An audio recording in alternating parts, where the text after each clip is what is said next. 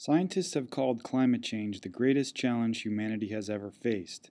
Add to that threats to our supply of clean drinking water and a food system that depends on rapidly diminishing fossil fuels, and concerned citizens say it's clear that we must act quickly to save our environment. Today we visited Amhersts' first annual Sustainability Festival. We asked community members what our biggest environmental challenges are and what can be done to solve them. What are today's most important environmental issues? The way of life that we've adjusted to is threatened. We're looking at changes that will change the climate beyond what was experienced for the last 1,000 years. The carbon that's in the atmosphere right now is upwards of 387 parts per million.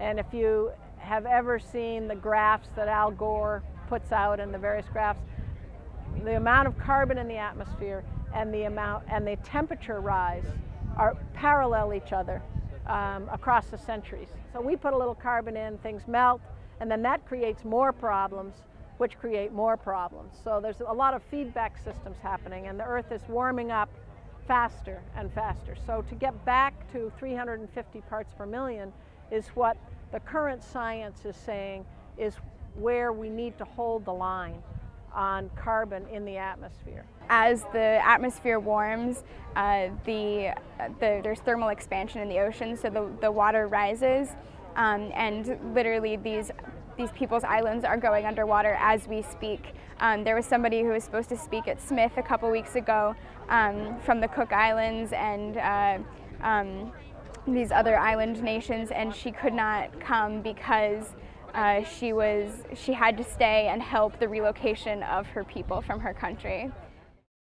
Maple syrup, for instance, in this area, many farmers depend on maple syrup for income that helps them sustain their farms. This last year was the worst syrup year that they've ever had. The climate warmed up too fast, the sap stopped running. They had a production that was about 40% of their normal, or less. Most food that people buy is highly packaged. It comes from very far away. Maybe this is a role for local government to make sure that there really is viable regional agriculture so that people can buy grain, protein, vegetables as locally as possible, regionally, maybe not locally, but regionally at least. Probably a big thing is water, because I work in the water industry. My educational background is in water and protecting clean and keeping drinking water safe and clean. Also just educating people about water, because I think there's a lot of misinformation, and there's misinformation about bottled water and people thinking that's safer than their drinking water, when I know from personal experience how much testing goes into keeping drinking water safe in public water supplies.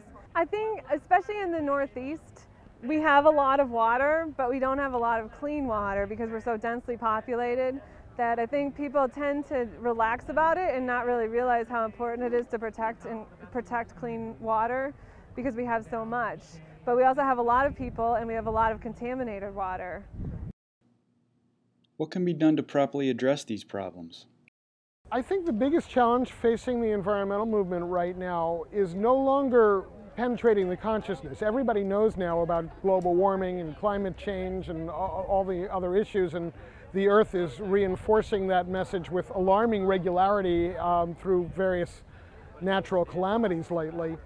I think the challenge is for people to realize that they can change their behavior without necessarily having to give up a lot of the things they've become used to, but that they can make a lot of little minor lifestyle adjustments that really add up to significant change. And they can also use their power as consumers to encourage companies to do the right thing and to discourage them from doing the wrong thing. There's a lot of measures you can do in your home just to fix leaks and take care of fix leaks in your sinks or your toilets. There's also things to do outdoors with your sprinklers, or not running sprinklers, or maybe having water or grass that doesn't require as much sprinkling. Those are like little things you can do around your house, but I think just also being aware of it and being aware of the potential for contamination, and being aware of the water usage that goes into even the stuff that you eat. Like you can eat your meat, but you don't think about how much water goes into producing that meat, like how much water that cattle consumed while it was growing to produce the meat. Then on a personal level, my roof is full of solar collectors. We use probably 1/10 of the water of the typical New England household. We have been eating vegetarian for, in my case, 36 years, and in my wife's case, 31. And that has significantly less impact on the biosphere than eating meat. We're trying to do far more local purchasing. We're doing a lot. I could go on for a long time. Every 100 homes that are weatherized creates a full-time job for someone. So creating opportunities like that, I feel are incredibly important. Creating a real sense of community. I feel like if we have this sense of community and responsibility, and everybody's going to feel compelled to work together to create solutions to this problem. The world is pretty much depending on the altruistic behavior of individuals, and governments are taking a backseat role, and that needs to reverse. The U.S. Congress really needs to take a leadership role, and they can do that by creating a variety of incentives for people to change their behaviors. And we're not talking about behaviors that, you know, like having oil lamps and living in caves, which sometimes people talk about.